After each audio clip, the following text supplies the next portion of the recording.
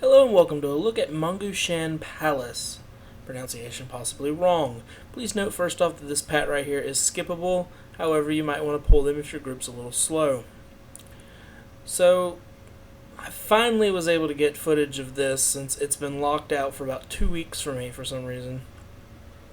And I was never able to get into a group that could down the last boss, and I didn't want to do a video unless I was able to do that. So first we have this first fight, which is 3 different little mini-bosses. The first one that we're going to be fighting here will be Ming. Ming is a caster type who uses wind and lightning. The lightning bolt that he casts is interruptible and should be, as it will minimize tank damage, which is always good for the healer, especially whenever Kaya, I don't know. The Brute. I'm going to call him the Brute. Whenever he comes out. So, besides this, Ming casts Whirling Dervish, which you will see in just a second. Okay, just a few seconds. I did start talking. As you can see, though, interrupted. That's good. Now he just kind of smacks you. Doesn't actually cause any damage. Okay, here's Whirling Dervish. Can't be interrupted. And it just kind of sends a little tornado around, which if it hits you, it does a pretty good knockback, and it should be avoided as best as possible. Now, other than this, he will cast a move called Magnetic Field, which pulls nearby creatures, which includes NPCs, as you will see right here. And you should attempt to get out of this, as it does deal a fair bit of nature damage to you. So you can see there, I took way more than I should have. I should have moved, but, well, it's okay. So once you get these guys down to about, I don't know, 5% health, they'll run away. So this is the Brute. He comes with his own little dog thing. I don't know how to pronounce the name of these either, personally, but I usually assign the task of killing these first, or him first, because he's kind of hard to keep aggro on, if you even can. I taunt him and he stays on me for a second, but that's about it. As you can see there, I failed and I faced the guy toward the group, and he hit them with Shockwave, which is a no-no.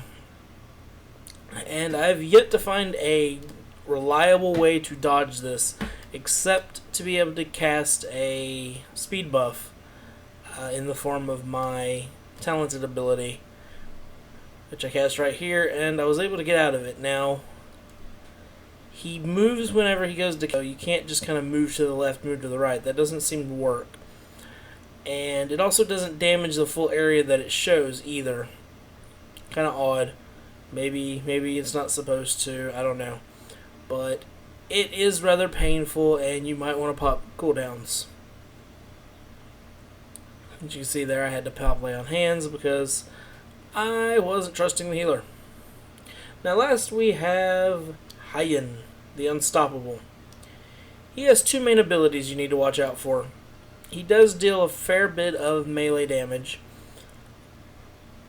but he does cast 2 fire moves that are, I guess currently they're undertuned, they're not very powerful, but they do cause some good damage. First we have Conflagrate, which deals about 20,000 damage every second to a random target, and then it will jump to a nearby creature. This said, you should stay away from other people and possibly stand near an NPC. I don't know, maybe it'll jump to an NPC. It does say that, but who knows. He also does Traumatic Blows, which decreases healing done to the target by 50%, greatly increasing the annoyingness of this guy. Well, not really annoying, but the last you see there is Meteor. Now, wasn't a big deal right there, but I could see in heroic mode definitely, maybe even later this mode, if you come in here, everyone's lower levels, we're all actually higher than the level you need to be. But yeah, it could kill you. You should try to group up for that, and it splits the damage. So as you see, there a little passageway comes up. There's currently no loot, and we run along through here. So you'll pull this little scout down here, and he runs away, of course. and it causes these two guys to pull. Now these two guys have a buff that you kind of need to separate them in CC one. Don't have to, but it does help. Because the buff that they have decreases damage taken by 50% for nearby allies. So by splitting them up by at least 5 to 10 yards, you're able to not have that buff up, and they're a lot easier to kill. So once you down these guys, you come up here, make sure you get ready to pull these stalkers, or scullers, whatever they want to be. Well, whatever. Anyway, and you burn them down. They do a stun, which is quite frustrating. One could be CC'd, but in this instance, it's okay. Coming along the corner up here, you will be running into some hexers. Again, just pretty much blow them away. They're not too difficult right now. Now, you might be wondering about these trash... Well, no, you're probably not, but these trash pools are set up for a reason, and it's kind of to give you a feel of how the boss is going to be. The boss is a multi-fight, or a group fight, per se. You versus another group, and you have to fight Gecko, I don't know. You have to fight his entourage, which is one of each of these little special mobs: the Oracle, the Hexer, the Stalker, and the Ironhide. So what we tend to do, or what I tend to do, is get the group to CC the guys that are currently active. So you'll see that there's an Ironhide, a Hexer, and an Oracle. Now this group is smart and does it on their own, and the hunter is asking for tactics, but then he figures it out. So as you can see, we CC'd them. I have the monk. He's going to do his paralyze on the Ironhide, and we will,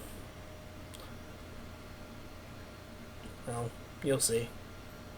So as soon as he, go monk, go, come on monk. Should fast forward a little bit more. Oh well.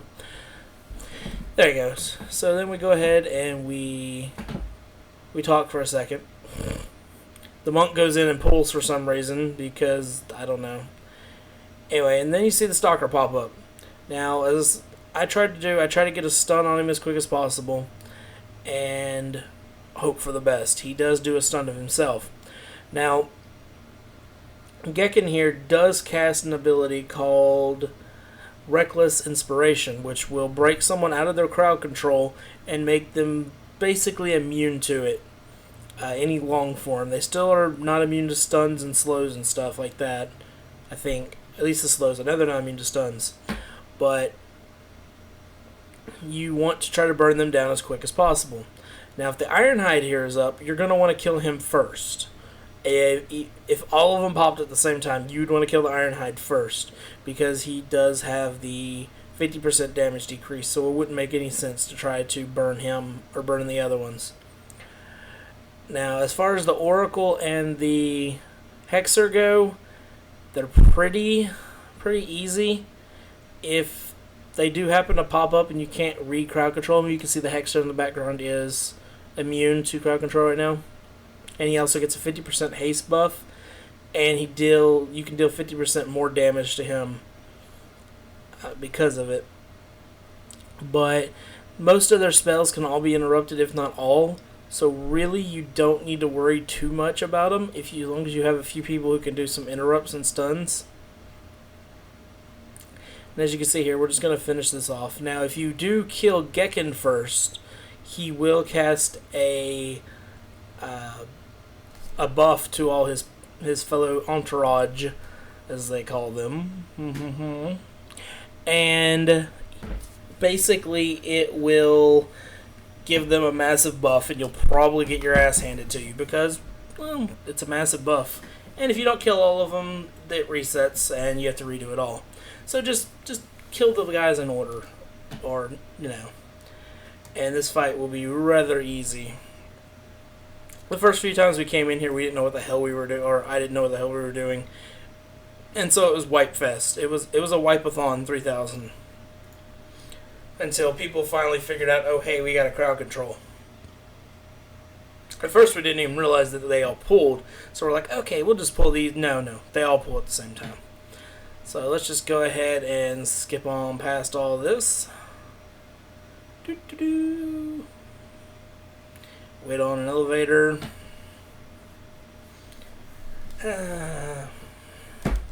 Waiting on an elevator. That was my elevator music. And then we will cut the video footage here because they take forever. And then we come back in the middle of a pool.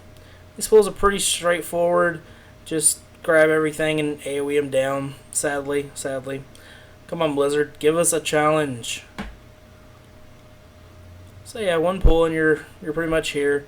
And if you think you might wipe, you might want to go ahead and pull the other group so that you can get a faster run back. But if not, it's just 2 more pulls and then you're at the next boss. And this next boss is Zen the Weapon Master. Now he's pretty interesting, and he kind of gives me hopes for heroic mode. This rogue is level 90 and he is tearing things apart. So, crowd control's for pussies. Just saying. Or, idiots who don't realize that people are about to crowd control and throw a shield. Yay, Captain America. Okay, so Zen the Weapon Master has a ton of abilities. And my explanation to the group is dodge shit. That's it's actually a pretty true explanation of the fight, but we'll get a little more specific than that. So, if I quit talking and actually do a pull, oh, that explanation just makes me laugh. Anyway, so there's a list of all the moves that he does. And the healer apparently wants me to pull. So, okay, I'll pull. So first and foremost, tanks, you're going to want to position him so that he is facing away from the group. So what I do is I usually just position him to the right of the stairs. And of course this will wind up changing as there's a lot of movement in this fight. He will cast a ground slam and you're going to want to move out of it. Now you might have just seen that little aura or whatever come away from him, radiate away from him. That is how he activates his weapons. So when he activates them, it will cause about 50,000 damage to you. So you want to, as a healer, if you're the healer, or even as the other guys, you might want to make sure, hey, I'm healed up. Now, you see right now he's casting the staff is up and it was casting a circle. Now if you stand in that, it will detonate and it'll cause a ton of damage and throw you up in the air, which is most likely going to kill you. As you can see here though, I'm trying to keep it out of the way of the whirling blades, but it's not exactly easy, and keep it so that he doesn't do that to the group. So the whirling blades deal a good amount of damage to you. I think it's like 60,000 or so. I'll tell you in a second. Let's see, because I know I get hit by it. No, maybe I didn't. But it does a good chunk of damage, and it does a knockback to you. So you're going to want to try to avoid it. You're also going to want to try to make sure your people don't get in it. So at 30 or 66%, which we're way past, and I forgot to mention it because it never hits me, you'll see those streaming blades right there. You're going to want to not get hit by those. And he also has a crossbow that at 33% he activated, and it will shoot arrows at random targets. And so you're going to want to be popping a cooldown if you have one, or hopefully you'll just be able to get healed through it. Else you really should be popping some sort of cooldown. Other than that, that's the fight. Has a lot of good abilities, and I'm hoping that you will be able to have a good hard time at this in heroic mode. Other than that though, you see the loot that dropped, you seen the video. I'd like to thank you for watching. Please rate this video if you would. It did take 2 months or 2 weeks in order to get it done. I thank you for watching, and I encourage you to have a wonderful day.